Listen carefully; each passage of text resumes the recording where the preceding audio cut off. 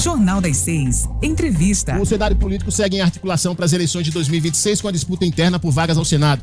Para falar sobre esse momento e a reunião recente em Brasília com a direção nacional do PDT, vamos conversar agora com o ex-senador Jean Paul Prats. Jean Paul Prats, seja muito bem-vindo ao Jornal das 6.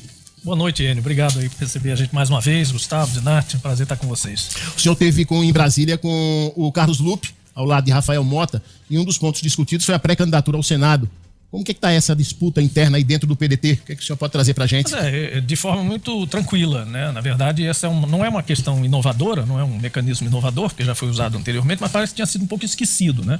Vocês se lembram que houve uma discordância minha em relação ao processo de escolha do candidato de candidatos majoritários dentro do Partido dos Trabalhadores. E por essa razão, eu achei por bem sair, porque discordava disso.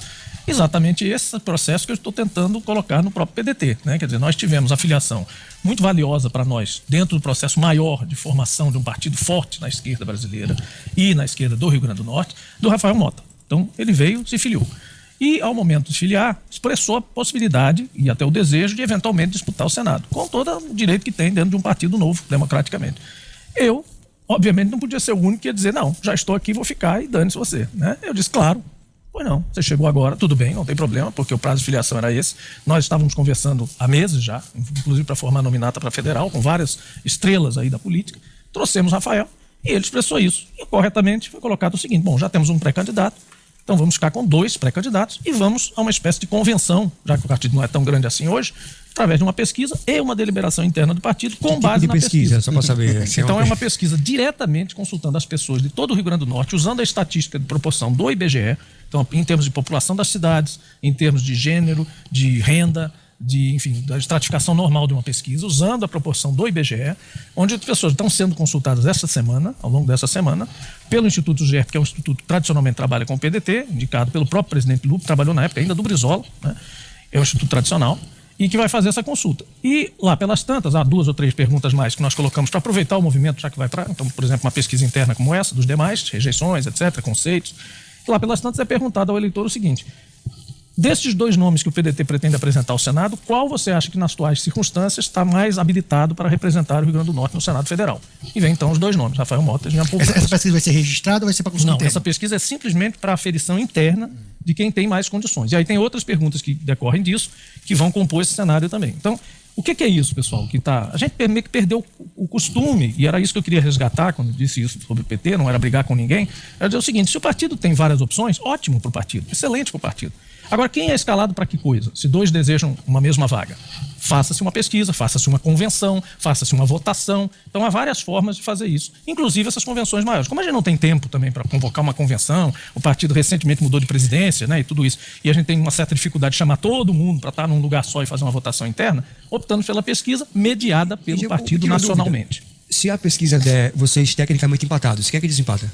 Aí nós temos que pensar no critério de impacto. Por isso que tem outras perguntas conceituais na pesquisa, né? Então vai se ver rejeição também, vai se ver... Tem um quesito particularmente que fala só o nome, o outro que fala um breve currículo do candidato. Para saber se apenas... A forma, pode ter certeza que a forma. Se apenas a pesquisa vai ser o instrumento que vai definir isso, ou se tem outros elementos. A pesquisa instrui o partido. O partido vai deliberar com base na pesquisa. Evidentemente, se você chega numa deliberação interna do partido e diz, olha, eu venci por mais de tantos votos e eu sou, de fato, comprovei que no Rio Grande do Norte, hoje, estou mais habilitado para concorrer do que o outro será suplente deste um. Não há problema nenhum quanto a isso. O senhor sempre foi correto com o PT em todas as votações.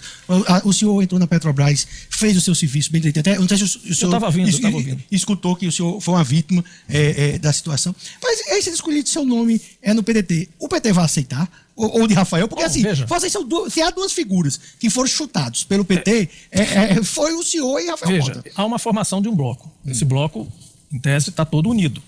Nós conversamos com todas essas legendas. Inclusive, nós, no PDT, que tivemos a primeira iniciativa, há uns meses atrás, há um mês e tanto atrás, de convocar uma primeira reunião das siglas, porque ninguém convocava. Eu dizia, mas está tudo sendo tomado a decisão, todo mundo organizando as vagas, sem uma conversa geral com as siglas que estão se juntando, tanto as de federação quanto as que não estão federadas. E isso é importante, porque o PSB e o PDT, eles estão nesse campo, eles não são federados. Então eles não estão, de forma nenhuma, não estou dizendo que as outras duas siglas sejam submissas, mas eles não estão submetidos à regra da federação de acompanhar o PT em tudo. Então, no limite, poderia-se até sair com a candidatura do PDT e pronto, se não se quisesse. Mas não vai ser necessário, porque há um acordo e há uma convergência em relação a essas vagas, tanto de suplente, tanto de vice-governador ou vice-governadora, quanto de primeiro senador, segundo senador, suplente, segundo suplente. Isso ainda está em deliberação. Deixa eu lhe perguntar uma coisa. Em aberto e nós vamos discutir bem. Por exemplo, se o senhor ganha de Rafael Mota, Rafael vai ser seu suplente? Sim. Se o senhor perde... A não ser que a pessoa, individualmente... O ajuste é esse. A não ser que alguém diga, olha... por uma razão pessoal ou por uma nova circunstância, eu não quero nem a suplência, eu vou para federal, por exemplo. Mas vocês vou para estadual. Vocês não têm nominado. Mas está acordado que um será o suplente do outro e que nós, inclusive, estamos forjando aqui, na verdade, uma outra novidade, que também não é tão novidade assim, que não é um mandato coletivo, atenção, é um nome diferente, é um mandato compartilhado, que é uma coisa que eu propus, vocês lembram disso, ao próprio Garibaldi, quando houve a definição, ou havia em curso a definição da minha própria reeleição. Lembra que o Lula esteve na minha casa, jantou, no dia seguinte foi almoçar com o Garibaldi. Esta proposta estava na mesa. Eu tinha dito, olha, eu me proponho a colocar a vaga na mesa em discussão e Garibaldi ou eu seremos titular, um do outro, e o outro será o suplente. Faremos a campanha dizendo isso, me lembro até que a gente brincava que é 2 em 1, né, os senadores, e exerceremos o mandato dessa forma também, quando for mais necessário um perfil como o de Garibaldi, quando for mais necessário um perfil como o meu. Isso é antidemocrático? Não, absolutamente. Isso é como se fosse o jogo de vôlei, o jogo de basquete, que há substituições em momentos apropriados. Não é um time de futebol que eu saio e não volta mais. Vou chamar de chapa. Jean Paul e tudo isso Rafael. vai ser decidido depois. A gente está pensando em etapas, porque primeiro não adiantava pensar nada disso, nenhum detalhamento disso, sem a pesquisa. A pesquisa vai indicar e aí os perfis vão se definir. Se a gente vai dizer que igualdade de condições, vai fazer a mesma propaganda, isso não existe. Claro que o titular será o principal produto, digamos assim, eleitoral colocado pelo partido. O suplente entrará e dirá, olha, eu complemento nisso, essa atuação e nós vamos atuar em conjunto. Novamente falando em vítimas, se o senhor fosse candidato ao Senado, naquela época, provavelmente o senhor hoje seria senador. Sim, até porque Rafael não saía candidato. E se Rafael fosse o candidato, de fato, provavelmente ele seria também, senador da República. E mesmo assim, vocês dois, nessa situação, ainda dependem... O que é que o PT... Quem é do PT que expurra vocês? Disso. Não é disso. Na verdade, nós até nos conhecemos melhor nesse período, justamente. Porque quando eu manifestei o desejo de ir para a reeleição, eu conversei com o Rafael, já nesse sentido de ser uma das possibilidades de ser um suplente compartilhado, digamos assim. Depois veio a história de Garibaldi também no meio da conversa toda. Mas havia a ideia de se fazer isso. Então a gente se aproximou naquela época. E provavelmente isso também o levou a dizer, olha, por que não? Se o Jean não vai sair, eu saio. Né? Então por isso que eu garanto, eu posso dizer com bastante certeza, que se Rafael vier aqui, podem perguntar, provavelmente ele não sairia candidato naquela eleição se fosse o candidato Jean, na época. O senhor já foi senador da República e também presidiu a Petrobras. Com a sua experiência nessas funções, o senhor acredita que pode pesar nessa nova disputa? Eu acho que pode. Todo o currículo nosso, tanto de um quanto do outro, pesa. Cada um tem as suas experiências pessoais, profissionais, a sua vivência mais recente, que é o que as pessoas guardam mais de memória. Eu acho que sim, eu acho que o Senado tem um perfil que é um perfil que, a mim, me parece muito adequado, no sentido de que eu também já exerci as coisas, conheço bem o Senado e conheci ao ponto de chegar ao seleto clube do alto clero, de estar no colégio de líderes, de ter projetos importantes com a nossa relatoria, inclusive em relação ao combustível, mas não apenas isso, marco regulatório das ferrovias, a Lei Nacional das Ferrovias, a Lei Nacional da Energia Offshore, vários outros projetos latantes na época da vacina, a Lei de Máscaras, que era no meio daquele turbilhão gigantesco, relatar aquela Lei de Máscaras, que tinha todo tipo de fake news, que a polícia ia entrar na casa das pessoas, obrigar as pessoas a usarem máscara, a gente teve que enfrentar tudo isso, e na época os presidentes, tanto Davi Alcolumbre quanto Rodrigo Pacheco, nos viram como um líder do outro lado, né, da oposição ao governo e depois da minoria, como um líder qualificado. Portanto, eu passei a fazer parte dessas rodas muito restritas de decisão, tanto na casa da presidência do Senado, na casa do presidente da Câmara, quanto no colégio de líderes. Eu sei que o presidente da Petrobras não tem mandato, mas quem tem mais poder, o presidente da Petrobras ou um senador da República? Depende. Se você estiver no setor de petróleo, evidentemente o presidente da Petrobras tem muito mais poder, porque o presidente não está diluído em 81 senadores.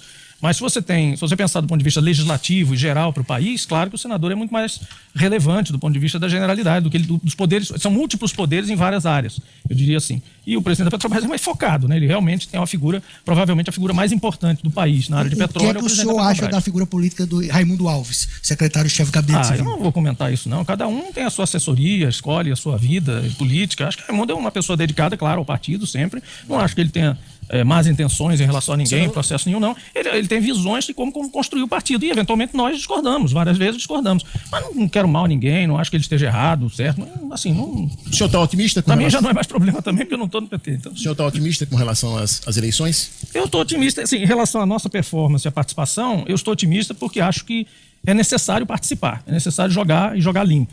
A gente estava falando agora dessas pesquisas. Eu concordo plenamente com você. Eu fico atordoado com o processo de tanta pesquisa e com pesquisas com DNA. O pior é que a gente sabe os DNAs, mas eles não aparecem. Então, o povo, você não pode comentar, por exemplo, essa pesquisa é de fulano ou de ciclano, porque corre o risco de você cometer uma difamação, né? O cara vir, não, mas não fui eu e tal, e no final foi. Essa pesquisa, particularmente, da Veritá, eu achei de que ele falou, né? Essa pesquisa da Veritá, particularmente, eu achei que foi um contra-exemplo errado. Ele foi pega como Judas, erradamente, porque essa, particularmente, eu conheço. E eu até levei a sério, porque se você olhar o Instagram deles, eles fazem essa pesquisa nacionalmente, todos os anos, 2 vezes. E eu conheço do meio empresarial. Essa pesquisa é feita pelo Instituto Veritá para vender informações ao meio empresarial sobre quem está se aproximando do poder. Para o cara poder ajustar, inclusive, contribuições, ajuste de campanha, chegar junto. Eu não sei qual é o objetivo, mas é deles mesmo. E eles aferem, sem interesse local, sem absolutamente nenhum viés local, porque eles querem realmente apurar quem está chegando e quem não está, e quem está surpreendendo e tal. Então eu achei muito animadora, particularmente, que apareci com mais de 2 dígitos, né? 13.3, por ironia 13, mas achei que ela é mais próxima ali de uma coisa mais real.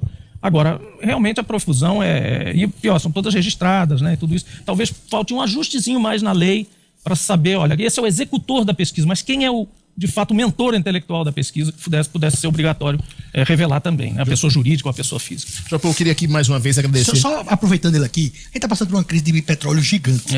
Com essa questão o estreito lá, hoje foi bloqueado pelos 2 lados. Pelo Irã, agora tem uma disputa de bloqueio. Uma disputa de bloqueio. Como é que o senhor vê essa situação? E o Brasil está preparado? Situação muito grave, muito em resumo, situação muito grave, principalmente países asiáticos e Europa. Você sabia qual é a velocidade de um navio petroleiro ou metaneiro? É a velocidade de uma bicicleta. Imagina uma bicicleta saindo do Catar e indo para o Japão. Então, o que acontece? Hoje, quem chegou lá, agora, essa semana passada, saiu antes do bloqueio. Isso significa que a falta de fato, não a expectativa de falta, a falta de fato de combustíveis se dará a partir desta semana.